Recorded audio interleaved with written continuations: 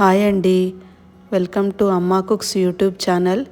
ఈరోజు మన రెసిపీ వచ్చేసి ఆలూ పరాటా. చాలా సింపుల్గా టేస్టీగా తక్కువ ఇంగ్రీడియంట్స్తో ఎలా చేసుకోవాలో నేర్చుకుందాం. ముందుగా 3 పొటాటోస్ తీసుకొని మధ్యలోకి ఘాటు పెట్టేసి కుక్కర్లో కొద్దిగా సాల్ట్ వేసేసి 4 విజిల్లు వచ్చేంత వరకు కుక్కర్ మూత పెట్టేసి ఉడికించుకోవాలి.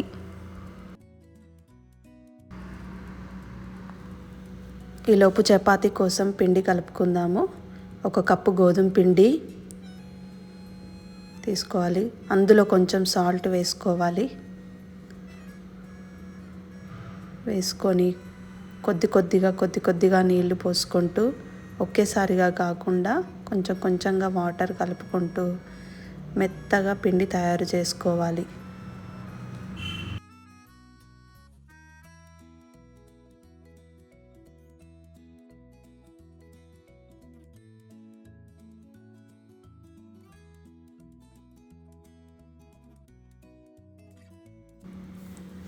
పిండి ఇలా మెత్తగా కలుపుకోవాలి.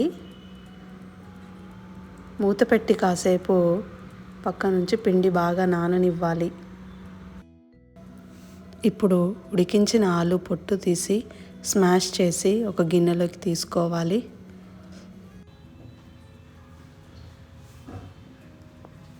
సన్నగా తరిగిన ఉల్లిగడ్డ 1 కప్పు వేసుకోవాలి. ఇందులోనే కొంచెం సాల్ట్, కొద్దిగా కారం, కొంచెం పసుపు,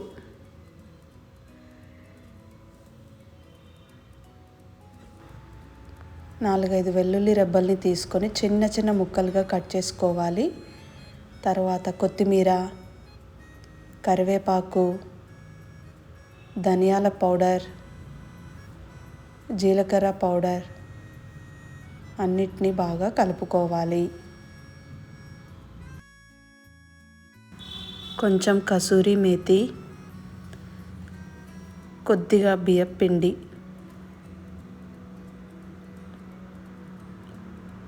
కొన్ని నువ్వులు టేస్ట్ కోసం కొన్ని నువ్వులు కలుపుకొని పిండిని మెత్తగా అదంతా కూడా కలియబెట్టాలి. ఇప్పుడు చపాతీ తయారు చేసుకుందాము. కలుపుకున్న పిండిని చపాతీలాగా ఒత్తుకోవాలి.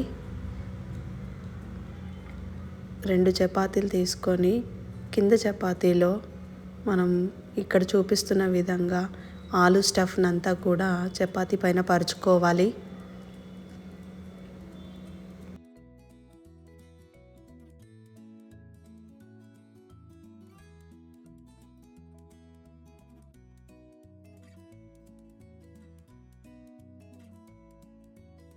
ఇలా చపాతీని 4-5 ముక్కలుగా కట్ చేసుకోవాలి.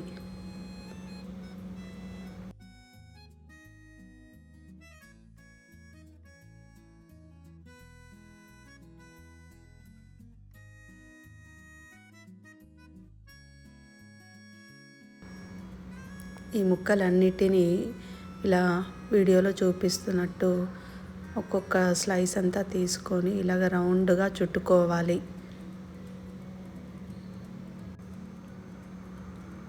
ఇలా రౌండ్గా చుట్టుకున్న దాన్ని మెత్తగా చపాతీ కర్రతో మనం ఇలా పల్చగా తయారు చేసుకోవాలి. ఇలా చేయడం వల్ల మనం పరాటా కాల్చుకోవడానికి కూడా ఈజీ అవుతుంది, ఈజీగా కాలిపోతుంది అన్నమాట. ఇలా తర్వాత ప్యాన్లో నూనె వేసుకొని ఒక్కొక్క పరాటాని చేసుకున్న చిన్న చిన్న సైజు పరాటాలన్నీ కూడా మనం మెల్లిగా మీడియం ఫ్లేమ్ మీద కాల్చుకోవాలి.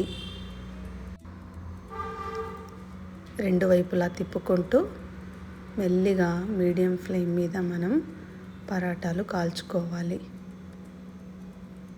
అంతే, సింపుల్, ఈజీ ఇంకా టేస్టీ పరాటా రెడీ. దీన్ని మనం టమాటో సాస్, కెచప్లో కానీ సాస్లో కానీ తినేయచ్చు.